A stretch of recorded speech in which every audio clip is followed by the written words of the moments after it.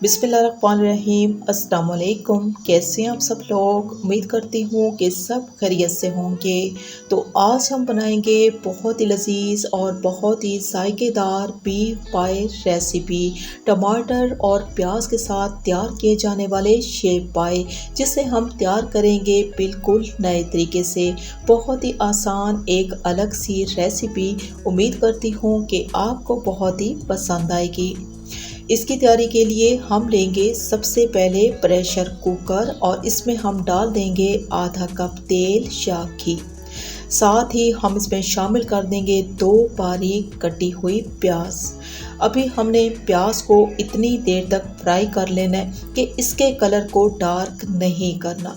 जो ही प्याज का कलर हल्का सा चेंज होगा, प्याज सॉफ्ट होंगे, तो इन्हीं प्याज़ों में हम डाल देंगे घर के कुछ सादा और पिसे हुए मसाले, जिसमें हम लेंगे हस्बे ज़रूरत लाल मिर्चों का पाउडर और साथ ही हम इसमें डाल देंगे हस्बे ज़रूरत नमक।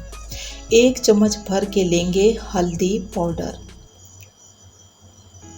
तमाम मसालों को हमने इतनी देर तक फ्राई कर लेना है कि इनका कलर बहुत ही खूबसूरती के साथ चेंज हो जाए और खुशबू अच्छी सी आ जाए। फ्लेम को तेज़ नहीं करना, तो आप देख सकते हो बहुत ही प्यारे कलर के साथ ये मसाले भुन चुके हैं। अभी हमने क्या करना है, इन्हीं मसालों में डाल देंगे टमाटर का पेस्ट। 3 मीडियम से टमाटर लिए हैं, छिलका रिमूव करके पेस्ट तैयार कर लिए।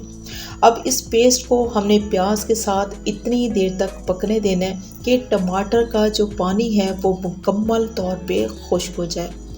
ये मसाला बहुत ही शानदार किस्म का तैयार हो चुका है सादा मसालों के साथ। अब इसी मसाले में हम डाल देंगे पाई।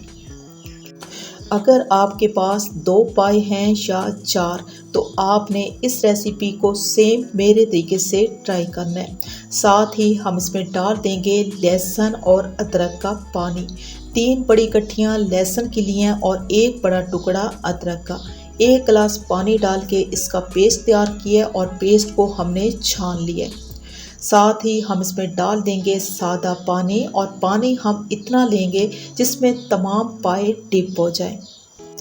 चम्मच का इस्तेमाल करेंगे और तमाम मसालों को अच्छे तरीके से मिक्स कर देंगे।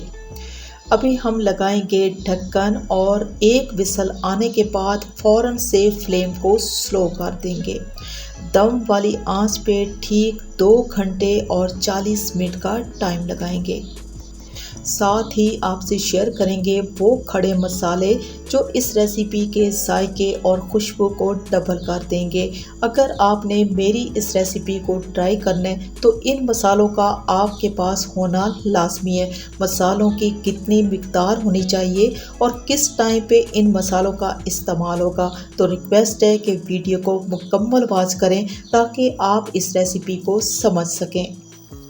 अभी आ जाते हैं जी पाई की जानिब। 2 घंटे 40 मिनट के बाद 90% तक गल चुके हैं। अब इसी स्टेज पे डाल देंगे वो खड़े मसाले जिन्हें हमने बारीक कूट लिया है। इन मसालों की कितनी मिकदार होनी चाहिए ये आपसे शेयर कर देती हूँ।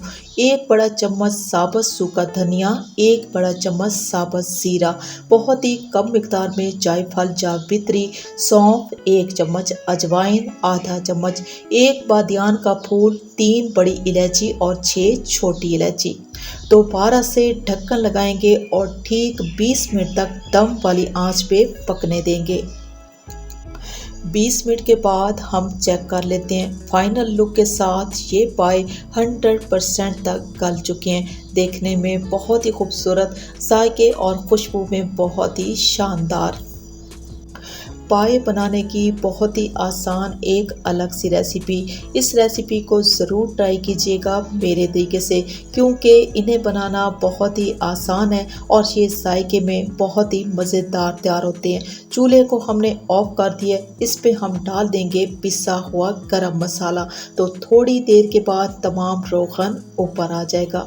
मेरी ये रेसिपी और बनाने का तरीका आपको अच्छा लगा तो रिक्वेस्ट है कि चैनल को सब्सक्राइब कर लें और मेरी वीडियो को लाइक और शेयर ज़रूर कर दें, क्योंकि आप लोगों का प्यार ही हमारी सपोर्ट है। इजाज़त चाहूँगी। अल्लाह हाफिज़।